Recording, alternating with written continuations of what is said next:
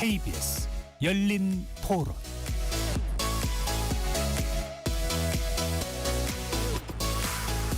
안녕하십니까. KBS 열린 토론 배종찬입니다.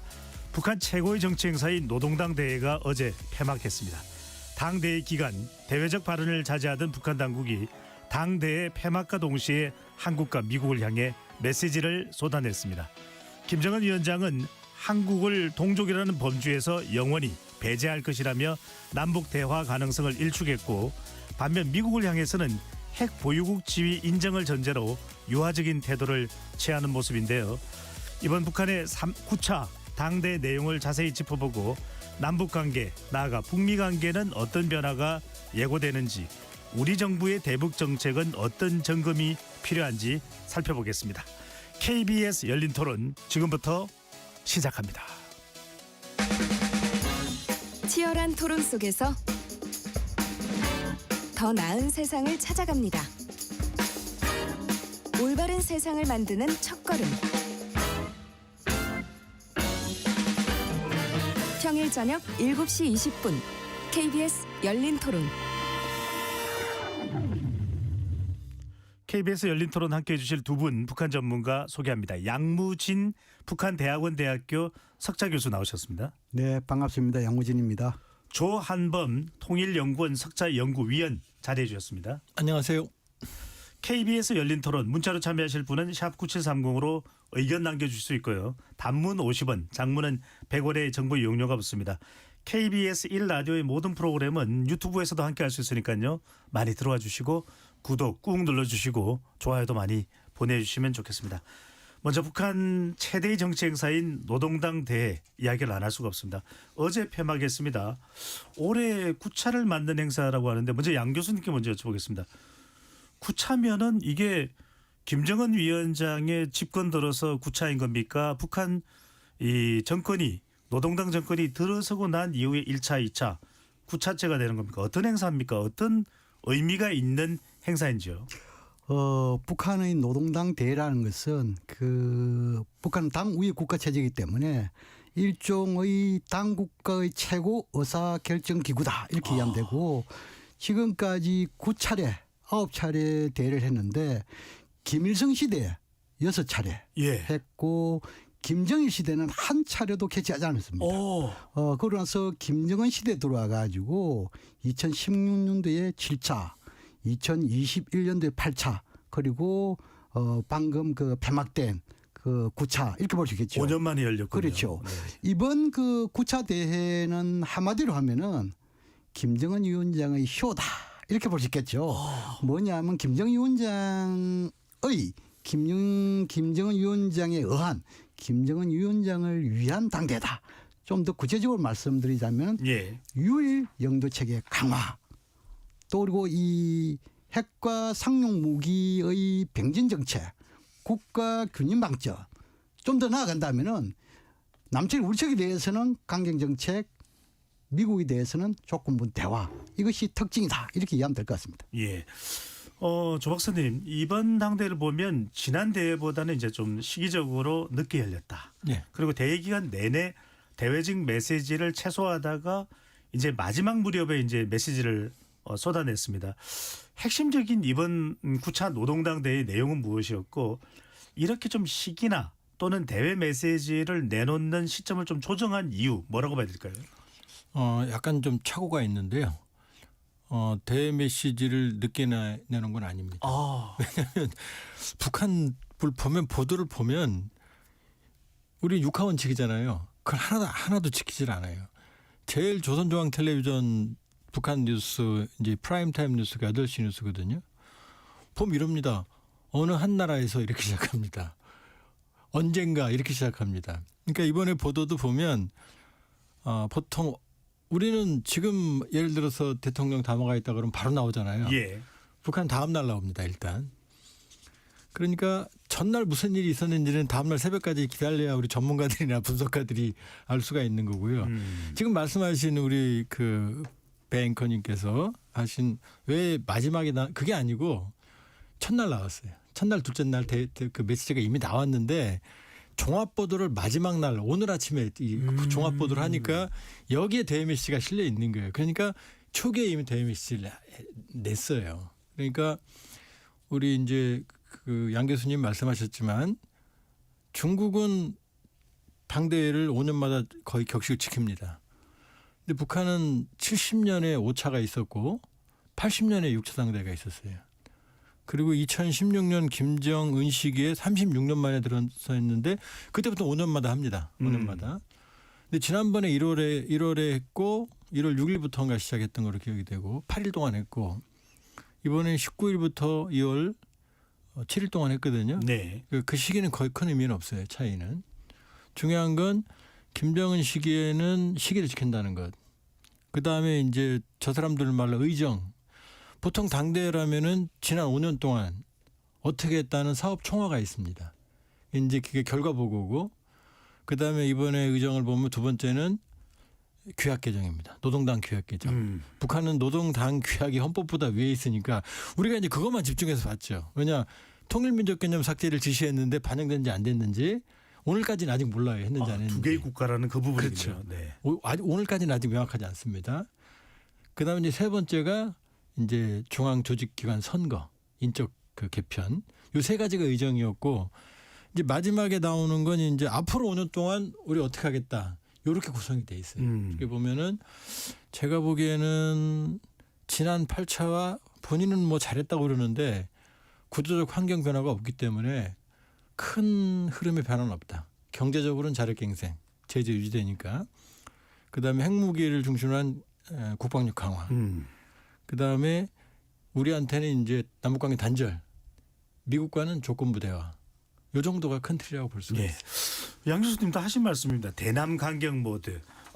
이번 당대회에서 나온 김정은 위원장의 대남 메시지가 초강경합니다. 한국을 동족이라는 범주에서 영원히 배제할 것이다. 가장 적대적 실체인 대한민국과 상논할 일이 뭔가 논의할 일이 전혀 없다. 어떻게 봐야 됩니까?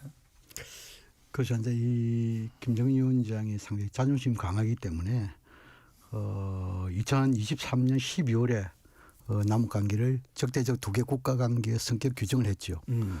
그 이후에 한 2, 3년 동안에 줄기차게 남북 관계에 관련된 용어, 뭐 이런 민족이라는 통일 다 삭제해버리고 또 기구, 뭐 조평통이라든지 통전부 다 없애버리고 네.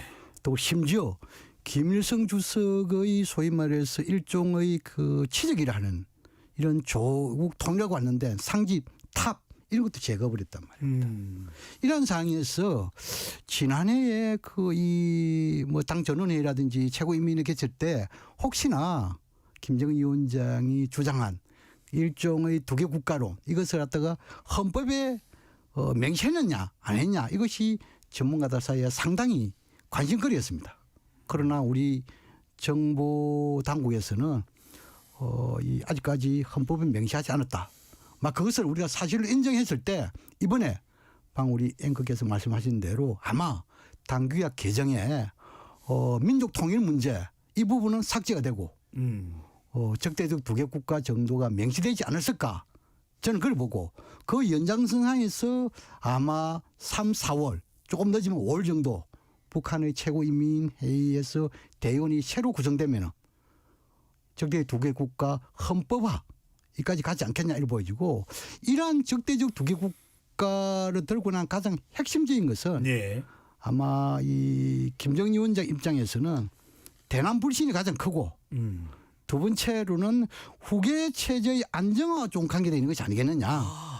그리고 하나 더 추가하자면은 적대적 두 개 국가라는 것은 한마디로 각자 도생 아니겠습니까? 예. 서로 의지하지 말고 서로 만나지 말고 이 상태에서 각자 잘 먹고 잘 살자.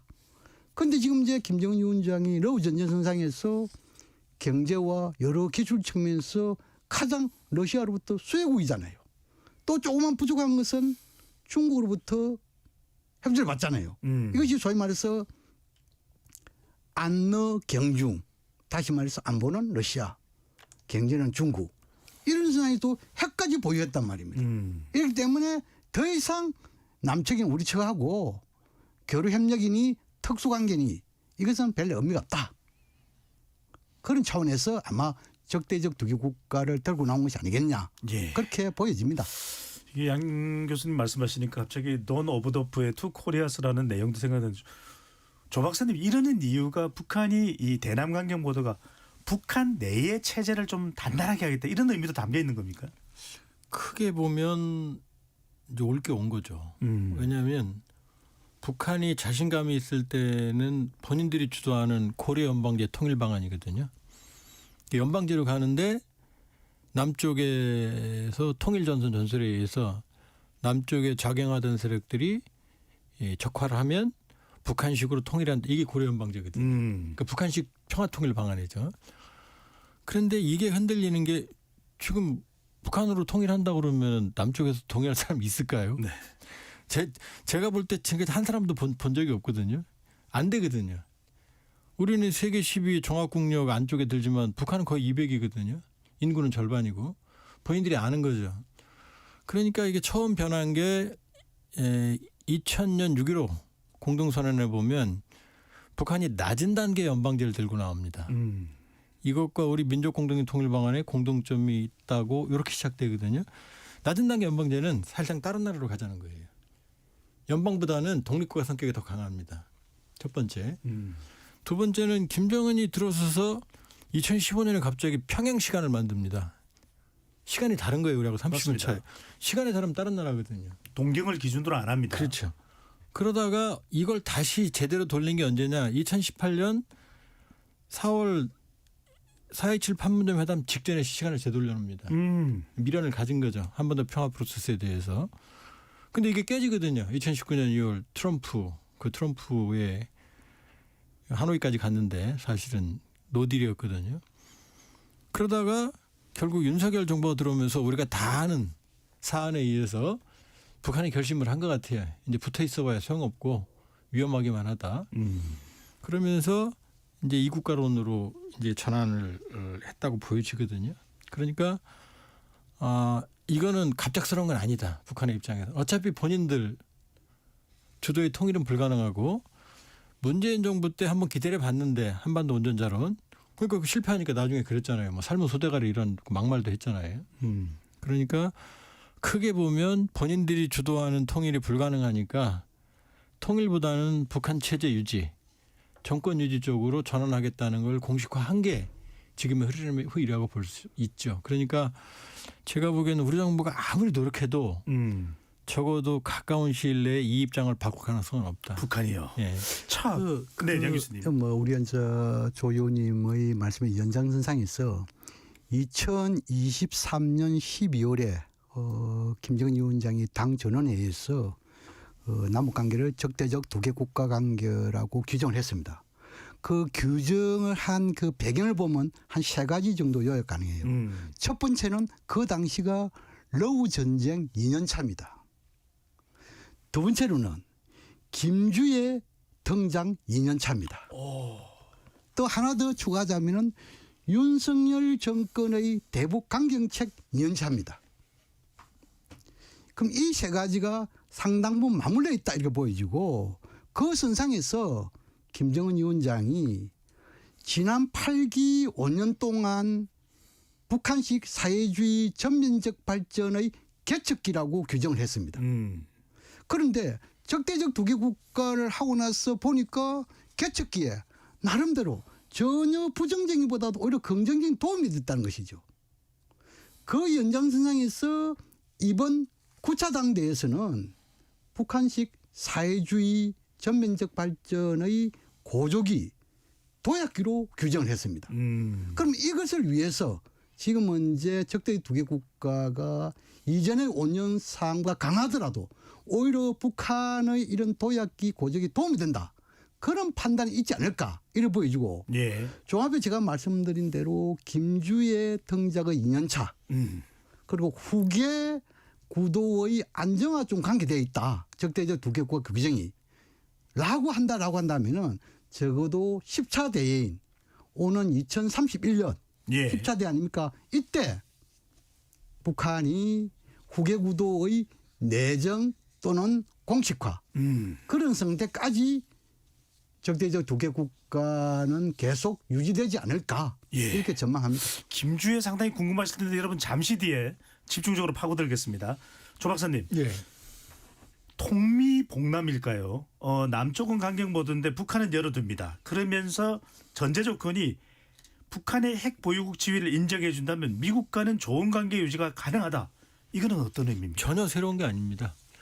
왜냐하면 2023년 12월 노동당 전원회의, 24년 1월 최고인민회의 시정연설을 통해서 남북을 적대적 이국, 철두철 및 주적, 통일민족개념 삭제 이렇게 했지만 미국에 대해서는 조건부 대화론을 열어놨어요. 그 지난해 김 위원장 마지막 대미 발언이 뭐냐면 트럼프 대통령과 좋은 추억이 있다 그랬거든요. 좋은 추억 없거든요. 왜냐하면 하노이 60시간 기차 타고 가서 뺨 맞고 왔거든요. 예. 그다음에 못 만날 이유가 없다 그랬거든요. 그건 왜냐하면 이번 5개년 동안에 지난번 8차 당태 21년은 코로나 시기였어요. 최악이었습니다. 본인이 4일 동안 결산 청구하면서 자아 비판했거든요. 체제 존립까지도 흔들릴 정도라고 본인이 인정을 했거든요. 그때 비해서 나아졌지만 지금이 펀더멘탈에 좋아진 건 아니다. 이번에 당대회 기간 중에 명절이 3개나 꼈거든요. 2월 16일 김정일 생일 광명성절 명절. 북한 명절이니까. 예. 2월 17일 음력설. 북한은 당대회도 명절이거든요. 그러면 우리는 배급 그러지만 북한에서 공급이라고 그러거든요. 특별 배급이 공급이 나와야 되거든요. 근데 북한에서 들려오는 얘기를 보면 최악이었다. 김정은 시기에 최악이고 북한 체제로 봐도 최악이었다. 뭐 수치상으로 한 5년 동안 10% 성장했다. 그건 집지니까요. 집지면 건설이 올라가잖아요. 예. 근데 이게 자원을 투입해서 건물만 외형만 큰 거지. 지금 달러당 10,000원 하던 북한 원화가 지금 4만 원이거든요. 우리 치면은 달러당 5,000원, 6,000원이라는 얘기거든요. 그 말 다 해주는 거거든요. 러시아로부터 돈도 좀 받지 않았습니까? 루브라 결제입니다. 루브라 어떻습니까? 기름하고 밀가루 들여봤자 겨우 풀칠만 하는 거거든요. 그러니까 김정은 정권으로서는 미국과의 관계가 북미 관계 개선이 없으면 이 한계를 탈피할 수가 없어요. 그냥 이 정도인 거지. 그러니까 무엇보다도 가장 간절하게 미국과의 관계 개선을 원하는 건 김정은 정권입니다. 트럼프보다 더 제가 보기엔. 그러니까 항상 통미봉남이었고 미국과는 조건부 대화론입니다. 대북 적대의 정책 철회만 하면 된다. 그다음에 완전한 비핵화만 요구하지 말라. 그럼 뭐든 대화할 수 있다. 근데 지금 4월 달에 트럼프 대통령이 베이징 오거든요. 그럼 분명히 또 얘기할 거거든요. 그럼 지금 이 당대회를 통해서 여기에 찬물을 끼얹을 필요가 없는 거죠. 그러니까 기존의 조건부 대화론을 그대로 유지하는 거죠. 양 교수님 어떻게 보십니까? 일단 시선은 3월 말 4월 초에 트럼프 대통령의 중국 방문에 모아지고 있습니다. 이렇게 김정은 위원장이 뭔가 좀 공간을 열어놓으면 트럼프 대통령이 아무리 집권 2기는 북한의 우선순위가 밀려 있다고 해도 지금 이란이 워낙 임박해 있으니까요. 그래도 3월 말에 햄버거를 다시 한 번 더 먹을 수 있을까요? 이 북미 대화의 핵심적인 조건 이건 3가지입니다. 첫째는 러우 전쟁이 언제 종식되느냐. 종식이 빨리 되면 될수록 북미 대화는 빠르질 수 있다. 얘기가 있고, 두 번째로는 푸틴 대통령이 중재입니다. 러우 전쟁 선상에서 푸틴 대통령이 북미 대화를 중재하면 성사 가능성이 있습니다. 왜냐하면 김정은 위원장 입장에서 러우 전쟁의 최대 수혜자가 북한 아니겠습니까? 그런데 지금 러우 전쟁 지금 이제 진행 상황에서 만약에 푸틴 대통령의 허락이라든지 성인 없이 북미 대화를 했을 경우에 푸틴 대통령으로부터 상당 비판을 받지 않겠어요? 소위 뒤통수 이런 이야기 나오지 않겠습니까? 그다음 세 번째 조건은 핵. 아닙니다. 핵과 관련됩니다. 뭐냐니까 미국이 우리 방금 조 박사님께서 말씀하신 대로 미국이 북한의 핵 보유국을 인정하고 그리고 핵 군축 협상을 할 수 있다라고 한다면 북미 대화 가능성이 있습니다. 그러나 지금의 상황에서 아직까지 러우 전쟁이 진행 중에 있고 푸틴 대통령의 중재 가능성 전혀 드러나 보이지 않고 있고 미국은 트럼프 대통령은 핵 보유국 또는 대북 제재에 운운하지만 미국의 루비오 국무장관이라든지 관료들은 비핵화, 제재 강화 이렇게 역할 분담을 하고 있단 말이죠. 그런 것을 다 봤을 때 오는 3월 말 4월 초 트럼프 대통령의 국빈 중국 방문 계기 과연 김정은 위원장과 트럼프 대통령이 만날 가능성이 있을까? 제 생각으로는 상당히 낮다. 그럼에도 불구하고 1% 가능성도 가능성이기 때문에 그런 측면에서 준비할 필요는 있다. 이렇게 생각합니다. 조 박사님 어떻게 보십니까? 이 트럼프 대통령이 탑승한 에어포스 1이 베이징을 찍고 평양이든 어디든 김정은 위원장을 만나러 갈 수 있을까요? 저는 모든 가능성은 열어놔야 된다. 왜냐하면 김정은 정권으로선 다급합니다. 이번에 결론, 그러니까 당대에 마치는 결론에도 보면 지난 5년 동안 김정은 정권이 5년 전 기간은 아닙니다만 지방 발전 20승10 정책이라고 그래서 20개 군의 생활 필수품 공장들을 매년 20개 10년 동안 200개를 만든다. 이게 역점 사업이거든요. 예. 근데 군인이 거기서 뭐라고 말하냐면 그렇게 우리말로 치면 지방 공장과 서비스 센터 종합 복합 문화 공간을 만들어 줬는데 1년도 안 됐는데 안 돌아간다 이렇게 말하고 있거든요. 될 리가 없죠. 외부가 완전히 95%의 교역이 끊겼는데 지방에 공장 만들어주고 니들이 알아서 올려 그럼 돌아갈 리가 있습니까? 그러니까 제가 보기엔 생각보다 절박하고 북러 관계는 뭐냐면 저도 러시아에서 공부했습니다만 러시아는 산업 제조업 기반이 없어요. 수출품의 75%가 자원입니다. 그러니까 중국을 절대로 대체할 수가 없습니다. 근데 중국은 대북 제재 동참하고 있거든요. 그렇게 보면 지금 김정은 정권으로선 오매불망 사실은 그 트럼프 행정부와 트럼프 행정부 지나가면 미국 공화당이나 민주당은 김정은 정권 저렇게 쳐다보지 않을 거거든요. 취급 안 하거든요. 그러니까 우리가 핵추진 잠수함 봤듯이 그런 깜짝 빅딜을 원하는 거죠, 김정은. 그리고 이미 하노이 때 사실은 우리 양 교수님이 말하는 핵군 축이 시작이 됐어요. 완전한 비핵화는 애매하게 그 당시 남북미 합의문에 북한의 완전한 비핵화라는 얘기 안 나옵니다. 한반도의 비핵화 이렇게 나옵니다. 애매하게. 그다음에 영변에서 북한 핵수의 일부를 내놓을 테니까 제재 일부를 5개를 해제해달라. 이게 핵군 축이거든요. 그러니까 이미 딜이 시도가 됐던 거거든요. 거기다 트럼프 대통령이 지금은 뭐 지난 경주 에이펙처럼 김정은 얘기를 안 하지만 저 양반이 베이징 올 때 바로 옆나라 얘기 안 하겠어요? 지난번 김민석 총리 미국 갔을 때 벤스 부통령이 대북정책 자문을 구했다는데 이례적인 거거든요. 제가 보기엔 준비하고 있을 거다. 그러면 여러 가지 양 교수님 말대로 여러 가지 조건이 좀 걸려요. 걸리긴 하는데 양측 다 어떻게든 만나려는 의지는 강하다. 그리고 완전하진 않지만 아마 부분적 합의가 도출된다 그러면 지금 갈수록 태산인 트럼프 대통령 관세 위법이야.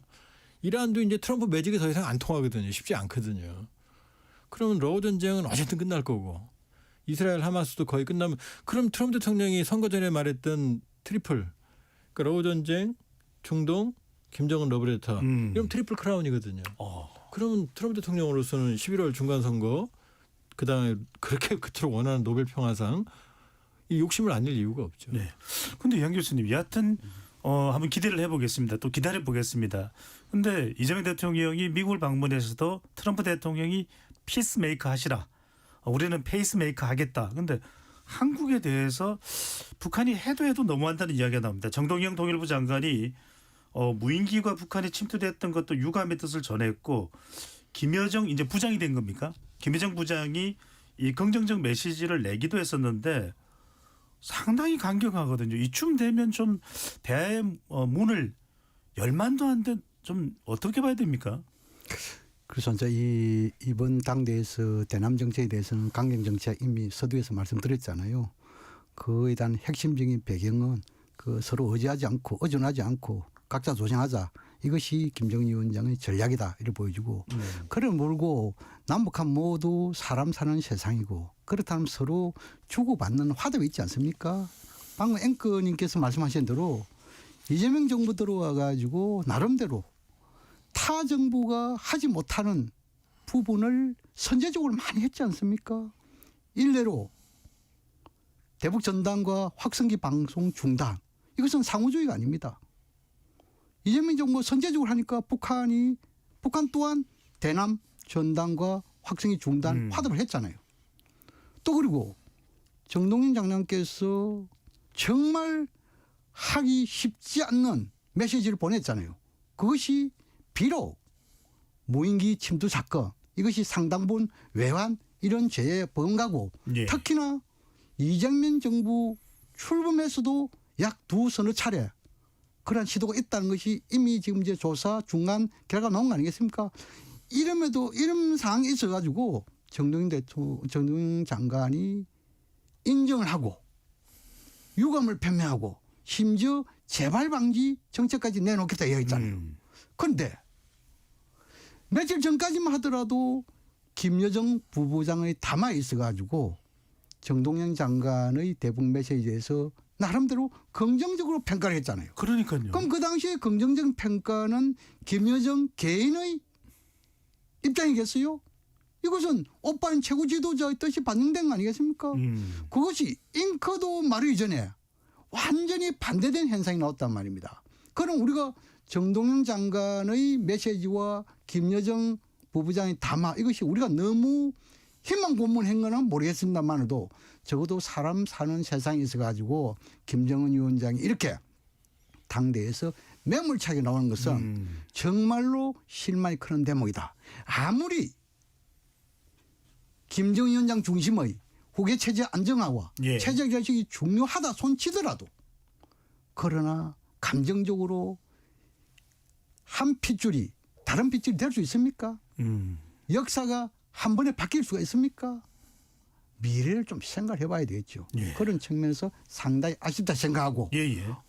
좀 더 김정은 위원장이 북한의 도생 각자 동의도 중요하지만 좀 더 미래지향적 더 나아가서 북한에 있어 가지고 도농 격차 해소하고 지금 이제 우리 조 위원님께서 말씀하신 대로 지방 20곱하기10 정책에 있어 가지고 지금까지 껍데기는 호화스럽지만 알맹이가 과연 있는지 없는지 그리고 올해가 20곱하기10 정책의 생산물이 직접 나오는 해입니다.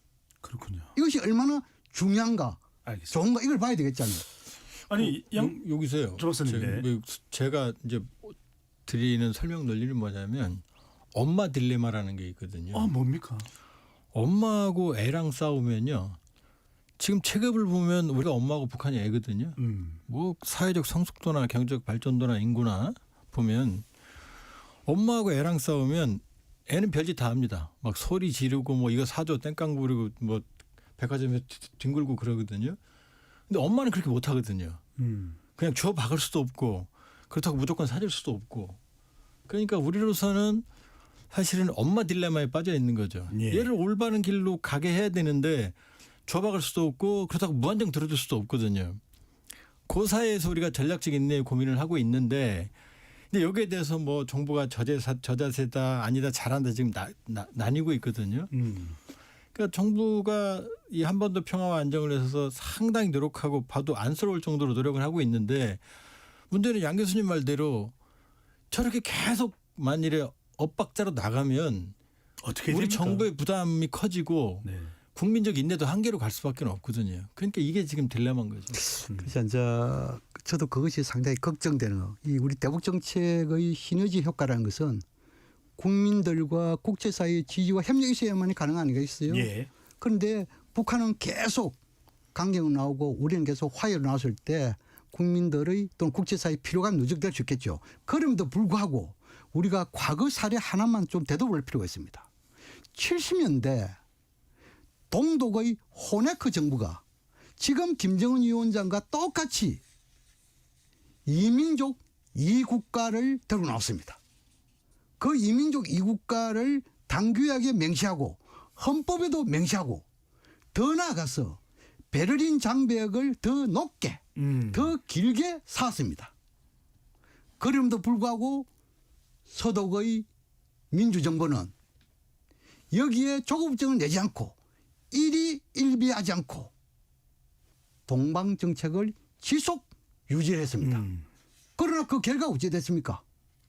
결과는 평화 과정을 통해 가지고 평화 통일이 이루어졌습니다. 네.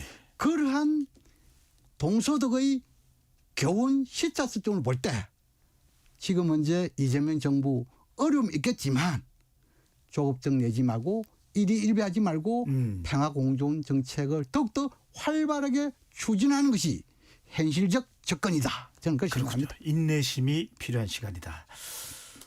조 박사님 이것도 안 네. 여쭤볼 수 없습니다. 당대 폐막과 함께 열병식이 열렸는데 지난해 10월 달에 당 창건 80주년 기념 때의 열병식보다는 좀 규모가 줄었습니다. 네, 예. 근데 이제 이 가장 이 북한의 전략 자산이라고 하는 부분이 이제 핵심 전략 자산이 극초음속 미사일, 그다음에 ICBM. 뭐 항상 이건 북한이 내미는 어떤 간판 상품이니까요. 공개되지가 않았습니다. 이번 이제 열병식 준비하는 동향은 이미 인공위성에 포착이 됐고요. 예. 그때도 장비는 포착이 안 됐어요. 그러니까 지금 10여 년간 이번이 13번째거든요. 근데 기계와 장비가 안 나온 건 제가 알기로는 이번 처음입니다. 그러니까 존재감을 보여주는 열병식을 했지만 그러나 이 전략자산이나 국제사회를 자극할 만한 행보는 아니거든요. 그러면 그럼 도대체 왜 했을까라고 볼 때 또 개막 전에 그러니까 당대 개막 전에는 또 600mm 초대형 방사포 다연장 로켓입니다. 예. 사실은 미사일이에요. 그걸 50대 이동식 발사대 태를 또 군수 노동계급이라고 하는 그러니까 군수 분야에서 인민군에게 증정하는 증정식이 있었습니다. 그렇게 보면 결국 김정인 정권 지금 말씀드렸지만 그렇게 녹록하지 않거든요. 보여줄 건 경제적으로도. 예, 보여줄 건 군수 분야밖에 없거든요. 그러니까 어쨌든 세리머니는 했는데 그러나 굳이 국제사회를 자극하고 싶지는 않았던 것 같다. 그리고 특히 미국, ICBM 미국이거든요. 말씀드렸지만 4월 트럼프가 오는 이 시기니까 그 부분이 좀 반영이 됐을 것 같고 또 하나는 북한이라고 맞는 건 아니거든요. 예. 어마어마한 자산들 동원해서 어려운 상황에서 가동을 한다는 것도 경제적이지도 않거든요. 그러니까 존재감은 보여주되 수위는 조절한 것 같다 이렇게 볼 수 있죠. 이번 그 열병식에서 그 ICBM을 비롯한 신형 전략 무기 이 노출했느냐 안 했냐 이 부분과 관련해서는 좀 더 두고 봐야 된다. 다시 말해서 이제 물론 그 이 한미 정보 당국에서 24시간 워칭을 했기 때문에 예. 상당 부분 정보를 가지고 있겠습니다만도 지금까지 그 북한이 노동신문에 사진 한 몇 장은 내보냈습니다. 그 속에는 전략 무기가 없어요. 그런데 혹시나 오늘 밤이라든지 내일 그 조선중앙TV에 또 전략 무기 노출 가능성 배제는 할 수 없습니다. 뒤늦게라도. 그렇지요. 그래서 그것도 한번 살펴볼 필요가 있고 만약에 우리 이 조 의원님 말씀처럼 이번에는 전략 무기를 전혀 동원하지 않았다라고 한다면은 두 가지 관점에서 해석이 가능하다. 첫 번째로는 지금 이제 이번 열병식이 불과 4개월 전에 열병식을 했습니다. 그 당시에 당 창건 기념일에 엄청난 대규모 열병식을 했잖아요. 그 당시에 대규모의 전략 무기를 다 보였어요. 그럼 4개월 만에 새로운 전략 무기가 과연 있었을까? 그렇다면은 지금 4개월만 걸렸기 때문에 차후에 열병식에서 대규모로 또 보여주기 위한 그래서 이번에는 노출 안 했을 가능성. 네. 또 하나는 우리 조 의원님 말씀처럼 향후 미국과의 대화를 앞두고 나름대로 수위 조절의 가능성. 다시 말하면 미국을 자극하지 않겠다. 그런 수위 조절의 가능성 두 가지 측면에서 해석 가능합니다. 양 교수님 이런 열병식 행사하면 북한도 뭐 정확하게 저희들이 추산하기는 없지만 돈 많이 들어가죠. 작게 들어가겠습니까? 북한 열병식에서 적어도 규모가 병력 규모가 15,000명 정도. 그리고 거기에 있는 주민들 상당 부분 동원하지 않겠습니까? 예. 그렇다면은 우리가 상상하는 돈 이상의 돈이 들어갈 수 있다. 그러나 북한은 모두가 동원식 아닙니까? 우리는 동원하면 돈이 들어가지만 북한은 동원하면 돈이 안 들어가잖아요. 그런 계산도 할 필요가 있다 이런 생각이 듭니다. 알겠습니다. 조 박사님, 많은 분들이 지금 궁금해하는 부분 질문 안 드릴 수가 없습니다. 예. 당대 기간 동안에는 등장하지 않았습니다. 누가요? 김주애죠. 김주애가요. 김정은 위원장의 딸입니다. 예. 열병식에는 모습을 드러냈습니다. 지금 우리 국가정보원에서는 김주애를 후계 내정 단계로 보고 있는데 많은 분들이 궁금해하고 있습니다. 뭐 위에 아들이 한 명 더 있다, 또 다른 자식도 있다는 도무지 알 길은 없습니다. 후계자가 맞는 겁니까? 아직도 애매한 겁니까? 후계자는 아니지요. 국정원도 내정이라고 그랬잖아요. 왜냐하면 북한에서 후계자가 되려면 후계자 책봉식이 있어야 되거든요. 그러면 42년생인 김정일은 74년에 정치위원이 되면서 사실상 후계자의 사실상 내정, 그리고 80년에 정치국원이 되면서 이제 공식화되거든요. 김정은의 경우에는 2010년 9월에 당중앙군사위원회 부위원장 직함을 받으면서 공식화되거든요. 근데 김주애는 직함이 없거든요. 심지어 김주애는 지금 북한 주민들은 김주애 이름을 모릅니다. 공식적으로. 이것도 궁금합니다. 김주애입니까? 김주혜입니까? 여의 김주혜입니까? 데니스 로드먼 김정은 친구죠. 미국 프로농구 스타가 여러 번 북한을 갔는데 다녀와서 자기가 2013년 9월경으로 기억이 되는데 여름에 원산에서 김정은 일가와 함께 보냈다. 그리고 주애, 영어로 JUA 라는 딸아이를 안아봤다 그랬습니다. 그러니까 2013년생이 맞죠. 이렇게 안았으니까. 그랬을 때 우리가 이제 미국 사람들이 한국 발음 못하잖아요. 우리 그 배종찬 의원님 발음할 때 정확하게 이렇게 말 못하잖아요. 네. 존찬인지 종찬인지 정찬인지 잘 모르거든요. 종첸 많이 그렇죠. 네. 그래서 우리는 로드먼이 발음을 했을까? 근데 요거를 이제 확인해 준 양반이 이제 그 유현우 전 쿠웨이트 대사 대리였던 분. 이분의 장인이 전일춘 노동당 39일 금고직이 그 집안이거든요. 그분 말씀이 자기 집에도 장인이 주애를 안고 찍은 사진을 걸어놨다. 거기에 주애 공주님과 함께라고 써 있었고 주인 주자 사랑의 자 모든 사랑의 주인이다라는 뜻이었다라고 얘기를 했거든요. 그러니까 그분 말씀 따른다면 김주애는 맞죠. 근데 왜 이름을 모르느냐? 김주애 직함이 없잖아요. 그러니까 아나운서가 자 김주애 씨, 김주애 양, 김주애 동지는 못 씁니다. 애들한테 쓸 수가 없는 거죠. 그러니까 이번 당대에도 못 나온 이유가 뭐냐면 전문가들은 우리 양 교수님도 그럴 것 같은데 못 나온다고 얘기했을 거예요. 왜냐? 북한에선 노동당원 대회거든요. 노동당원의 입당 나이가 성인이에요. 18세 미만은 못 나옵니다. 그러니까 김주애는 당원이 아니니까 나올 수가 없죠. 그러니까 당대회 끝나자마자 바로 열병식에 이제 아빠랑 같이 가족은 있고 그러니까 열병식에 자기 엄마도 나오고 많은 사람들이 나왔거든요. 근데 가죽 옷을 입은 사람은 딱 둘입니다. 하나는 김정은, 하나는 김주애입니다. 그러니까 나는 최고 지도자고 나를 따라오는 가죽 옷이 김주애다. 그러니까 국정원은 내정이라고 그랬고 김주애가 처음 나온 게 2022년 11월이거든요. 근데 지난해 연말 기준으로 만 3년 동안 조선중앙 텔레비전의 노출 횟수가 600일이 넘습니다. 왜냐하면 매일 기록영화를 방영하거든요.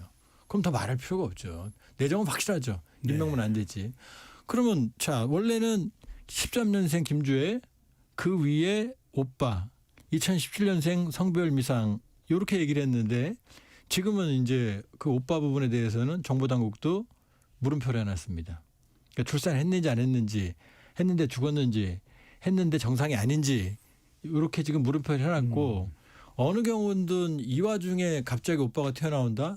그럼 너무 우습죠. 양 교수님, 이 여튼 많은 우리 시청자분들이나 유튜브 시청자분들이나 또 라디오 청취자분들이 모를 수 있는데 북한 언론 매체에서는 단 한 번도 김주애 이름을 정확하게 거론해 본 적이 단 한 번도 없다고 합니다. 자, 그러면 일단 지금 일각에서는 김주애에게 미사일 총국장을 맡겼다 뭐 이런 이야기 방금 전에 이제 공식적인 직함은 없다. 그래서 아직까지 후계자는 아니라 내정 단계일 수도 있다라는 것이 이제 조남은 박사님의 설명이었는데 후계자 굳히기로 들어가는 겁니까? 양 교수님 어떻게 보십니까? 김정일, 김정은 후계 과정의 두 사례를 되돌아볼 때 약 세 단계를 구분할 수 있습니다. 첫 번째 단계는 교육 단계, 두 번째 단계는 내정 단계, 세 번째 단계는 공식화 단계입니다. 내정 단계가 되려면은 성인이 돼야 되고 당직을 부여받아야 됩니다. 방금 우리 이 조 의원님께서 말씀하신 대로 김정일 위원장은 73년도에 조직 선임당단 비서를 했어요. 그럼 당직을 받은 거 아니겠습니까? 김정은 또 마찬가지입니다. 2009년도, 2010년도에 당직을 받았어요. 그다음 째 공시가 되려면은 당직 위에 지휘 체계에 들어가야 됩니다. 다시 말해서 뭐 국무위원회 부위원장이라든지 당 중앙군사위원회 부위원장의 직책이 있어야 됩니다. 그런데 지금 현재 김주애는 아직까지 13세, 14세입니다. 당원도 아니고 당직도 없습니다. 방금 우리 앵커께서 말씀하신 대로 노동신문에 이름 석자가 명시된 적도 없고 개인 우상화한 사례도 없습니다. 단지 우리 국정원이 첩보를 배경으로 해서 후계자 내정까지 이야기를 하고 있습니다. 아마 추정컨대 저는 정보당국자 아니기 때문에 추정컨대 아마 고위급의 탈북자라든지 또는 해외에 나와 있는 북한의 고위 관료들로부터 직간접적으로 아마 김주애의 후계자 내정 이런 첩보를 획득할 가능성이 있습니다. 그러나 우리들이 공부하는 입장에서 또 방금 말씀대로 김정일과 김정을 사려 봤을 때 합리적인 상상은 후계자 내정이 아니라 후계자 교육 단계이다. 이것이 저는 좀 더 설득력 해석이다. 그리고 후계자 교육 단계라는 것은 언제든지 후계자가 바뀔 수 있다는 그 가능성이 있는 부분입니다. 그리고 지금은 이제 앵커께서 말씀하신 대로 일부 혹자 또는 언론에서 김주애가 미사일 총국장이다. 이런 보도 여기 대해서는 저는 정말 만화 소설 같은 이야기다. 만약에 당직도 없는 김주애가 13세, 14세입니다. 그렇죠. 미사일 총국장이 됐다라고 한다면 이것은 동서고금을 통한 기네스 북감 아니겠습니까? 그래서 김정은 위원장이 그를 모를 있겠습니까? 그런 차원에 봤을 때 앞으로 미사일 무슨 예를 들어 가지고 총국장 깜이다. 이렇게는 가능할지 모르겠지만 총국장을 맡고 있다. 이것은 너무 나가도 너무 나갔다. 저는 그렇게 생각합니다. 조 박사님, 북한이 아무리 닫혀 있는 사회이긴 하도 이렇게까지 파악이 안 될까요? 아니 북한도 나름대로 합리성이 있어요. 그러니까 이번에 당대에 안 나온 거거든요. 합리성이 없으면 나왔겠죠. 근데 저는 그걸 미사일 총국장이다 또 핵 개발에 의견을 내고 있다 이걸 어떻게 해석을 하냐면 북한의 후계자론이라는 문건이 있습니다. 84년에 나왔는데요. 일본에서 아마 북한이 조청년을 통해서 출판한 것 같은데 저도 가지고 있습니다. 후계자론이라는 책을. 거기에 보면 후계자의 조건이 있습니다. 하나는 다음 세대를 대표해야 됩니다. 그래서 나오는 게 대를 이어 충성한다는 얘기입니다. 그러니까 같은 때는 안 돼요. 그러니까 김여정은 절대 안 되는 겁니다. 그러니까 김정일, 김정은, 김주애로는 가도 옆으로는 못 가는 거죠. 조선왕조에서도 옆으로 간 사례가 없잖아요. 그리고 또 하나가 뭐냐면 자기들도 좀 멋쩍잖아요. 혈통 세습하면. 그래서 그 논리를 어떻게 만들어놨냐면 후계자가 선대의 피를 이어받아서가 아니고 하필 보니까 그 사람이 위대하더라. 이거거든요. 그러니까 뭐 솔방울로 수류탄 만들고 뭐 나뭇잎으로 뭐 이런 얘기가 나오는 거예요. 사실 여부를 떠나서. 그러니까 김주애가 그래서 북한에는 위대성 교양이라는 자료가 있습니다. 김정은도 있어요. 저도 가지고 있는데 뭐냐. 3살 때 총을 쐈다. 백발백중이었다. 3살 때 운전을 했다. 말도 안 되죠. 3살짜리가 운전이 가속기 발이 답니까? 근데 그다음에 김정일이 한 말도 우리 꼬마 대장은 노래도 잘하고 작곡도 잘하고 뭐 이렇게 나오거든요. 그러니까 김주애가 지금 이미지를 만드는 데는 성공했거든요. 그럼 이제 뭘 만들어야 되냐면 위대성의 서사를 만들어야 됩니다. 얘가 왜 위대한지. 그러니까 뭐 컴퓨터 천재다, 미사일 총국장. 그러니까 실제로 임명대사가 아니고 이제 저는 저도 양 교수님처럼 그건 아니다. 총국장 임명될 수가 없다. 그러나 연기는 피울 수 있다 지금. 슬슬. 김정은도 그랬거든요. 네. 그 이제 조 의원님 말씀하신 대로 이 조정인계에서 출판한 후기자료는 핵심은 두 가지입니다. 하나는 우리 조 의원님 말씀대로 백두혈통 김씨 나야만 반드시 후기자가 될 수 있다. 아니다. 또 반대로 김수혈통이 아니더라도 후기자가 될 수 있다. 이것은 자기들의 논리예요. 그 속에서 보면 결국은 뭐냐니까 혁명 사상을 이어받고 더 나아가서 품성론, 인민사례당 품성론 이것을 강조하고 있어요. 알겠습니다. 예. 자, 김여정 부부장 지금 이 전해지는 이야기로는 김여정 부부장 이야기도 안 할 수 없습니다. 김정은 위원장의 단 하나뿐인 동생입니까? 예. 예. 김여정 부부장이 지금 노동당 대회를 통해서 부장으로 승진했다는 이야기도 나오고 있고 정치국 후보위원 명단에도 이름을 올렸다는 이야기도 나옵니다. 한때는 조금 핵심 위치에서 멀어지는가 하는 그런 분석도 나오긴 했습니다만 이렇게 되면 김여정 부장의 입김은 영향력은 더 커진다 이렇게 봐야 될까요? 그렇죠.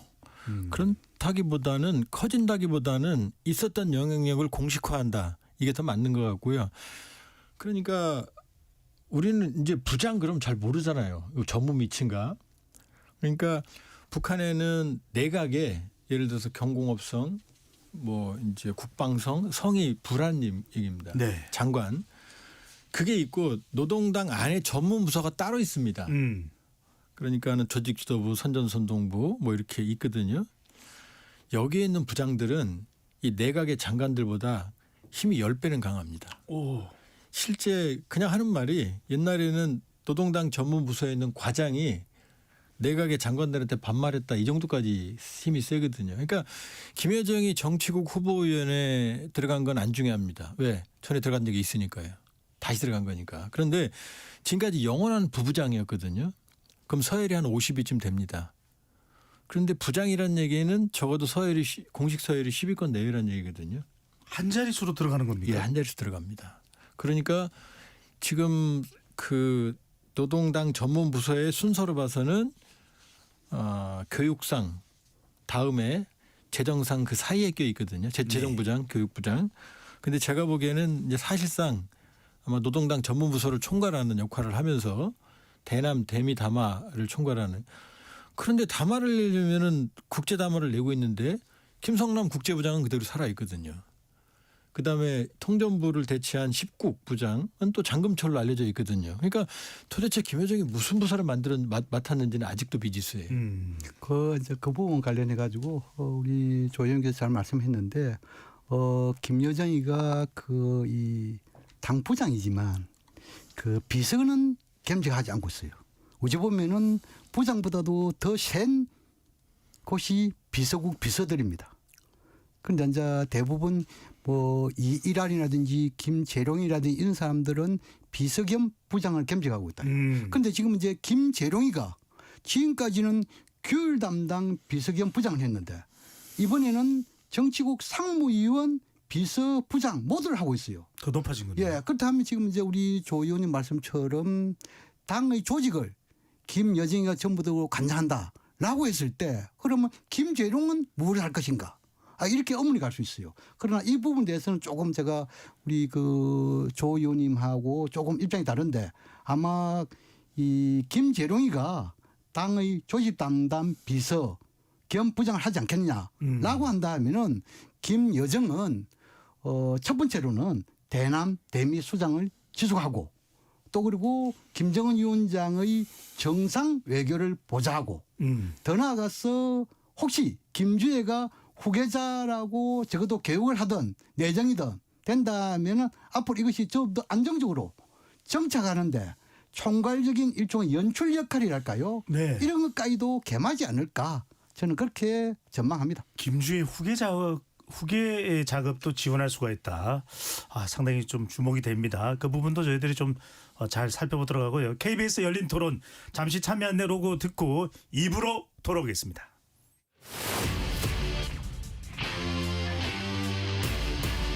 토론에 정답은 없습니다. 토론이 세상을 바꿀 수도 없습니다. 하지만 질문은 새로운 세상을 만들 수 있습니다. 질문으로 올바른 세상을 만드는 첫걸음 KBS 열린 토론.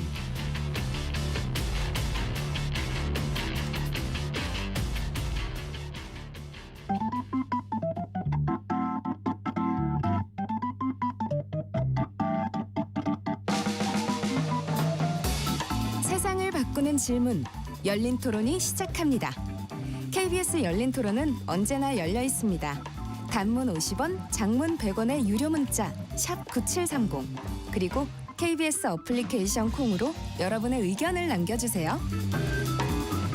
KBS 열린 토론 2부 이어가겠습니다. 북한 9차 당대 이후 남북 관계에 대해 살펴보고 있는데요. 스튜디오에 조한범 통일연구원 석좌연구교수, 양무진 북한대학원 대학교 석좌교수 두 분과 함께하고 있습니다. 조 박사님께 안 여쭤볼 수가 없습니다. 이 일부에서 양무진 교수께서 그 말씀하셨습니다. 9차 노동당 대회의 특징 중에 하나는 김정은 위원장의 우상화가 본격화되고 있다. 심지어는 관련되는 이 우상화 작업을 보면 이 아버지인 김정일 위원장 또는 김일성 주석에 대한 업적에도 일부 이게 지우기 현상이 나타날 정도다. 그런데 이 오죽했으면 이런 수식어도 등장했습니다. 김정은 위원장에 대해서 천하 제일 위인, 강한 지도자의 모습을 부각시키는 모습인데 이 시점에 우상화가 본격화되는 이유가 있을까요? 좀 오래됐습니다. 왜냐하면 최근 몇 년간 김일성 생일을 4월 15일 태양절이라고 그러거든요. 뭐 우리는 못 받아들이지만 북한에서는 그럽니다. 그다음에 2월 16일 김정일 생일은 광명성절, 가공의 별을 만든 거죠.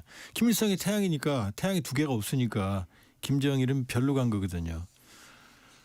그리고 김일성은 위대한 수령, 그다음에 김정일은 위대한 영도자. 이 위대한이 중요합니다. 근데 김정은은 공식적으로 경애하는 총기소성지거든요. 그런데 최근 한 2년간 태양절, 광명성절 용어 빈도를 거의 줄였고요. 안 쓰거나 노동신문에 지난 2년간은 안 썼습니다. 태양절이라는 표현. 그냥 사이로. 이번에도 광명성절 경축이 달력엔 써 있는데 언론에서는 광명성절 정축이 아니라 216 이렇게 썼거든요. 그러니까 선대를 지우는 흐름이 좀 뚜렷합니다. 그다음에 최근에 이제 그 여론, 그러니까 최근에 이제 준공하고 가동을 시작한 당 중앙 간부학교가 있거든요. 예. 원래 이제 김일성 정치학교였거든요. 근데 그것도 이름을 바꿨어요. 그것도 김일성 정치학교가 문제가 많다라고 얘기한 다음에 새로 졌거든요. 근데 거기에 보면 김일성, 김정일 다음에 김정은 사진이 동시에 걸려 있습니다. 선자가 똑같다는 얘기죠. 그리고 김일성, 김정일식 우리가 재밌는 게 북한에서 막스레닌주의 서적이 70년대부터 금소입니다. 읽으려면 네. 허락을 받아야 돼요. 이걸 빼고 주체사상을 거기다 집어넣은 거거든요. 그런데 이 최근 김정은식의 당 중앙 간부학교에 보면은 막스 앵겔스 사진이 다시 붙어 있어요. 막스 레닌 사진이. 그러니까 김일성에서 출발하는 게 아니라 제가 보기엔 막스, 레닌 그다음에 김일성이 아니고 김정은으로 이어지는 서사를 만들려고 하는 것 같다는 거죠. 그러니까 김주애도 마찬가지입니다. 그러니까 김일성의 그러니까 그 계보가 아니라 김정일의 손녀가 아니라 증손녀가 아니라 김일성의 그러니까 김정은으로부터 시작된 새로운 서사. 그러니까 김정은이 이미 선대를 신비화하지 말라. 그다음에 이런 얘기도 했어요. 최근에 그 치즈 공장 가서 도대체 뭐 했는지 모르겠다 그동안. 그 자기 아버지 할아버지 다 지우는 거거든요. 그다음에 통일민족 개념 삭제도 사실은 김일성, 김정일의 유언을 부정하는 거고 북한판 파묘거든요. 북한에서는 조국 광복 그러면 김일성이거든요. 근데 광복이라는 게 한반도 전역이잖아요. 그렇게 보면 지금 이번에도 제가 아까 위대한 그랬잖아요. 근데 최근에는 위대한 김정은이라는 표현을 자주 쓰고요. 이번에 당대의 메인 표도 위대한 김정은도 이렇게 써 있습니다. 맨 표말에. 그렇게 보면 김정은의 경우에는 모든 독재 체제는 우상하지만 너무 빠르다. 성과에 비해서 우상화 속도가 너무 빠르다. 그러니까 이번에도 사실은 그 숨은 그림이 지금 아직 인적 그 이제 구성 변화는 이제 얘기가 안 나왔는데 제일 중요한 게 항일 빨치산의 2세대를 대표한 최룡해 그러니까요. 예, 그러니까 최고인민회 상임위원회 위원장이 지금 날아갔거든요. 2인자 아닙니까? 예, 그러니까 그 실력이 2인자가 아니라 얼굴 마담으로서 2인자였죠. 그러니까 최룡해가 50년생이거든요. 그럼 북한의 그 사회주의 나이로 봐서는 많은 나이 아니거든요.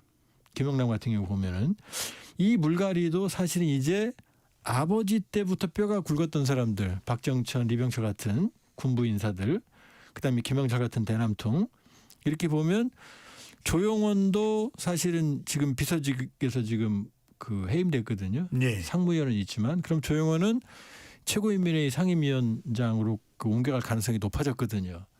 그렇게 보면 김정은 시대를 명실상부하게 개막하는 인적 개편인 것 같고 아까 모두의 양 교수님이 처음 말씀하셨는데 10차 당대회는 2031년이거든요. 네. 그럼 10이면 5년 10년 꺾어진 십자가 중요하거든요. 그때 김주애가 성인이 되거든요.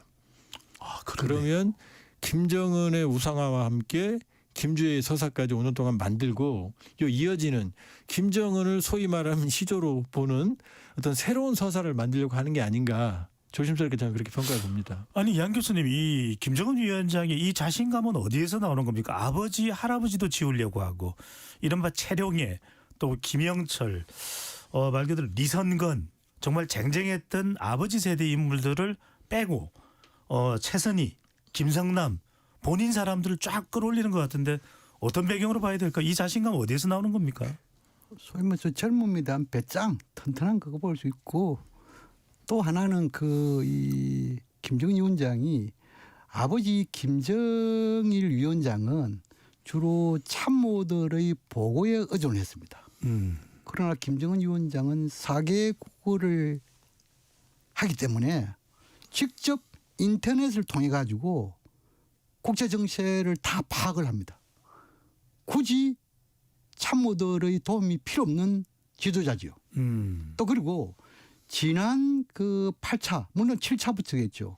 지속적으로 자기의 사람을 소위 말해서 강등시키고 또 등용하고 많이 해왔잖아요. 네. 거기에서 다 시험을 한 것이죠.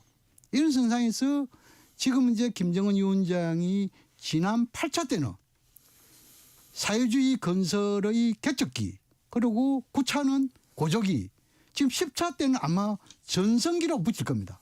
그런 선상에서 이번 고조기 도약기가 상당히 중요하다. 그런 차원에서 군부의 힘을 좀 빼고 트럼프 대통령의 인재 등용처럼 충성심이 강한 사람을 등용하는 그리고 세대 교체하는 이것이 이번 9차 당대의 인사개편의 특징이 아니겠냐 이렇게 보여주고 방금 우리 조 의원님께서 말씀하신 대로 조용원 그리고 최용해 그러나 둘이 나이가 그렇게 크게 차이는 안 날 거예요. 예. 그런데 지금 이제 조용원을 지금 이제 이 최용해 자리인 최고인민회 상임위원장 안준다 할 때 이것을 갖다가 한직으로 봐야 될 것인가 아니면은 친정체제를 더욱더 단단히 하겠다는 것인지 다시 말해서 최고인민회의는 지금까지 최용해를 앉혔는데 이건 친정체제가 아니고 소위 말해서 빨치산 여기에 대한 후계에 대한 일종의 배려라고 한다면 지금 이제 조용원은 김정은 위원장이 그 최고 지도자로 등극할 때부터 계속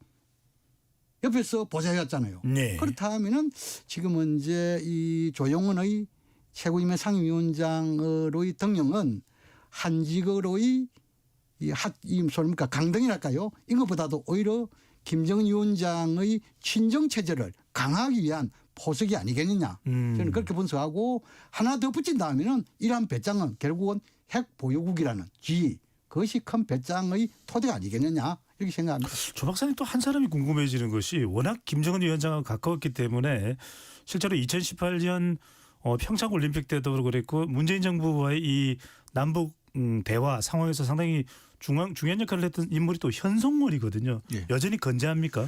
현송월은 권력자라기보다는 우리 일종의 수행비서.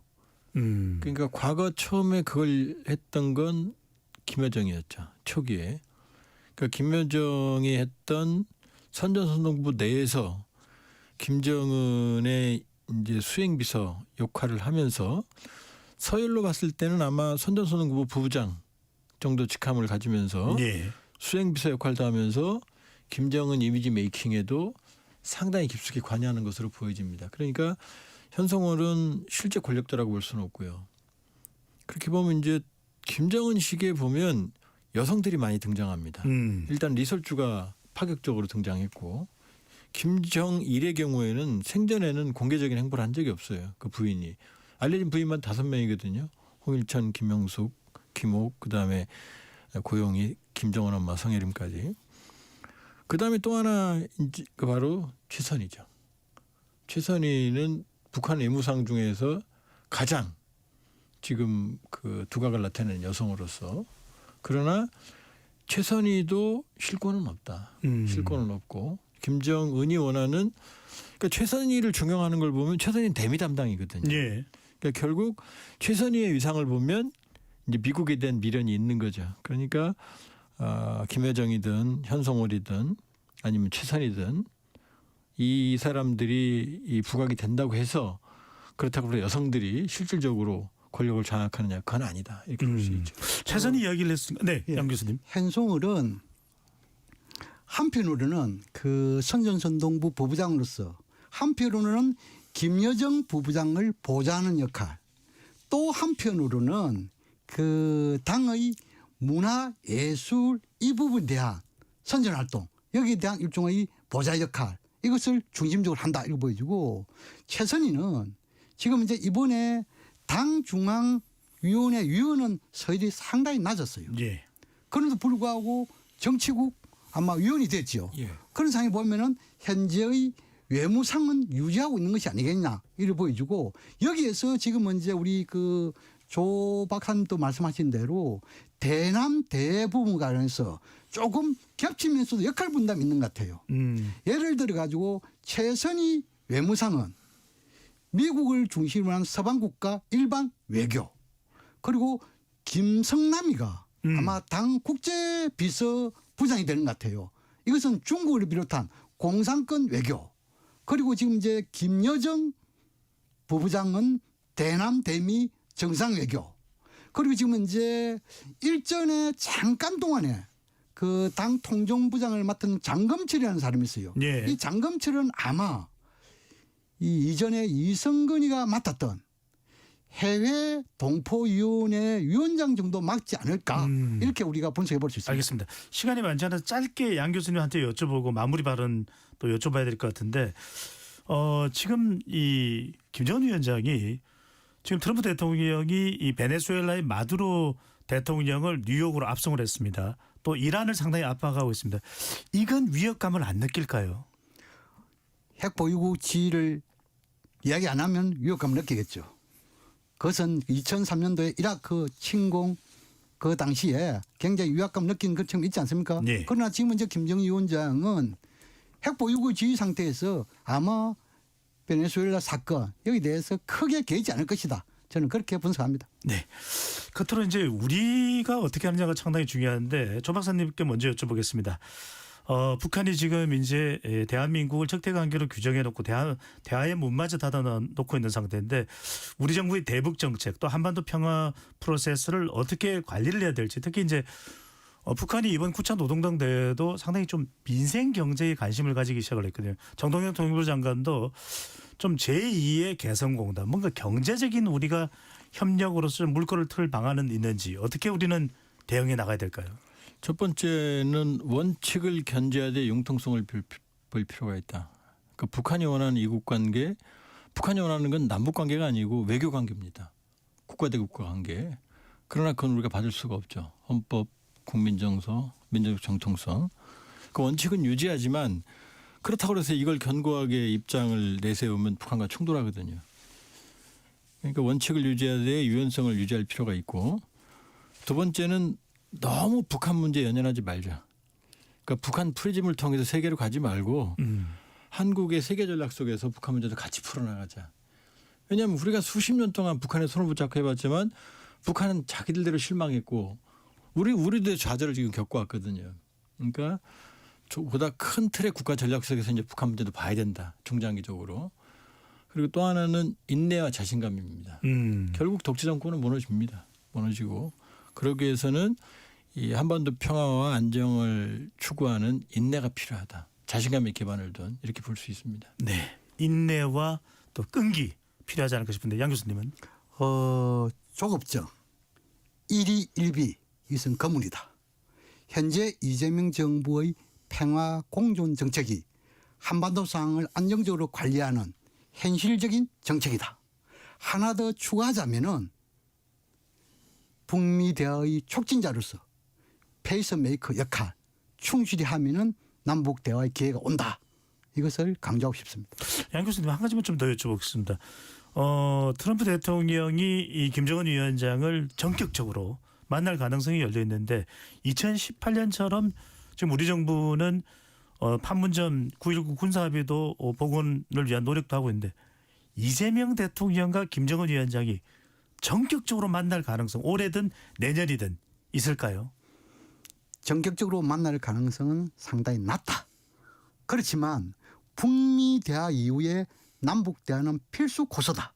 그렇기 때문에 북미 대화가 열리도록 우리가 분위기를 맞추고 또 거기에 대해서 플랜을 가지고 움직인다면은 결국은 이것이 남북 대화로 이어지기 때문에 여기에 충실하는 것이 현실적인 방안이고 해법이다. 그렇게 생각합니다. 조 박사님 어떻게 보십니까? 김대중 또 노무현 문재인 다 정상회담이 있었습니다. 이재명 대통령 가능할까요? 저는 가능성 열어올 수 있다. 문제는 뭐냐면 북한이 가진 저 입장 경직성을 풀려면 좀 시간이 필요하다는 겁니다. 그러니까 북한도 전략적 판단이고 가능성은 높지 않지만 북한은 김정은이 결단하면 또 됩니다.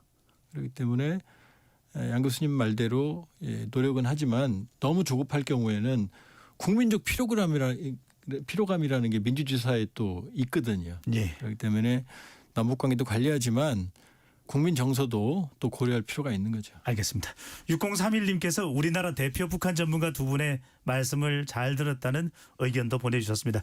KBS 열린 토론 이것으로 모두 마무리하겠습니다. 오늘 함께해 주신 양무진 북한대학원 대학 석좌교수, 조한번 통일연구원 석좌연구위원 두 분 말씀 고맙습니다. 수고했습니다. 지금까지 KBS 열린 토론 배종찬이었습니다.